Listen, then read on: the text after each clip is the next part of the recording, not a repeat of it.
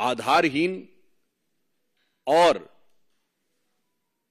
अशांति उत्पन्न करने की आशंका से अनर्गल बयान देने का प्रयास किया है, उसके ऊपर हम यह साफ करना चाहते हैं कि खड़गे जी, हां यह सच है कि भारतीय राजनीति में बहुत सारी चीजों का पटाक्षेप हो रहा है।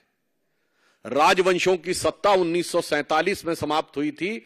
अब लोकतंत्र का आवरण ओढ़े हुए जो लोकतांत्रिक राजवंश हैं, उनकी सत्ता को चुनौती मिल रही है और उनको लग रहा है कि आने वाले चुनावों के बाद उनका भविष्य क्या होगा। और यह मैं ऐसे ही नहीं कह रहा हूं। आप उत्तर से दक्षिण तक देखें तो 2019 के लोकसभा चुनावों में देश की प्रबुद्ध जनता ने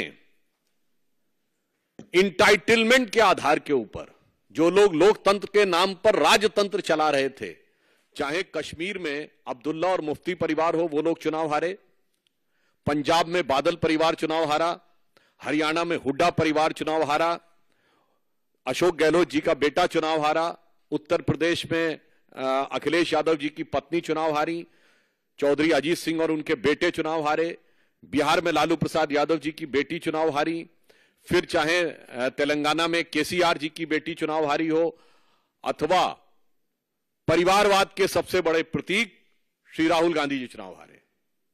तो खड़गे जी, यह सत्य है।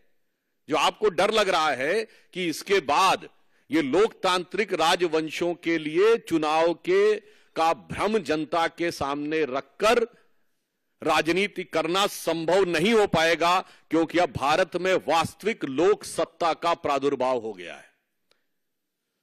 सो वॉट एवर श्री खड़गे जी saying, it is real meaning is that those dynastic politics under the garb of democracy, which is continuing, which has been totally discarded by voter in the last election, now seems towards an eclipse, and the true emergence of true democracy is there in the offing, जिसमें भारत के सभी युवा और सभी मतदाता, जो प्रधानमंत्री जी ने कहा है, भारत का गरीब, भारत का किसान, भारत की महिला और भारत का युवा अपनी शक्ति के साथ उभर कर सामने आ रहा है।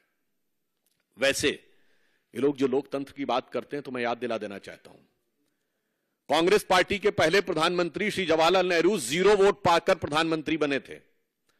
अप्रैल 1946 में कांग्रेस कार्य समिति की बैठक में 16 कांग्रेस कमेटियों में से एक ने पट्टाभी सीतारमैया को और एक ने कृपलानी जी को वोट दिया था, और बाकी सारे के सारे वोट सरदार पटेल को मिले थे और 0 वोट जवाहरलाल नेहरू को मिले थे। और इस बात की, उस घटना के अंदर का point by point, minute by minute reference Kripalani की किताब माई डेज विद गांधी में है, मौलाना आजाद की किताब इंडिया विंस फ्रीडम में है, दुर्गा दत्त की किताब India from Curzon to Nehru and thereafter में है।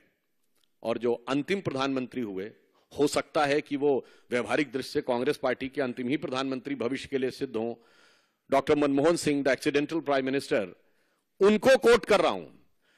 प्रणब मुखर्जी जी की पुस्तक का विमोचन करते समय सोनिया गांधी जी की उपस्थिति में स्वयं डॉक्टर मनमोहन सिंह जी ने कहा कि जब मुझे प्रधानमंत्री बनने के लिए कहा गया तो मैं प्रणब दा के पास गया, मैंने कहा प्रणब दा आप मुझसे अधिक योग्य हैं। डॉक्टर मनमोहन सिंह कहते हैं प्रणब दा आप सबसे अधिक योग्य हैं, मगर मैडम ने मुझे कहा है। लोकतंत्र का अद्भुत स्वरूप है। पहले प्रधानमंत्री से लेकर अंतिम प्रधानमंत्री तक, 0 वोट से लेकर 0 वोट तक प्रधानमंत्री बनाने वाले लोग आज कहते हैं कि लोकतंत्र हमें समझ में नहीं आता है, और लोकतंत्र के वास्तविक रक्षक वो हैं। फिर मैं कह रहा हूं, भारत के इतिहास में इनके जितने प्रधानमंत्री बने, इंदिरा गांधी जी क्या चुन के आई पहली बार? नहीं, कांग्रेस के अंदरूनी लड़ाई, इंडिकेट सिंडिकेट की लड़ाई में गूंगी गुड़िया के रूप में आई। स्वर्गीय राजीव गांधी जी का चुन के आए? नहीं, इंदिरा जी की दुखद हत्या से उपजी परिस्थितियों के कारण बनाए गए। श्री पीवी नरसिम्हा राव कैसे बने सबको पता है, और डॉक्टर मनमोहन सिंह सबको पता है।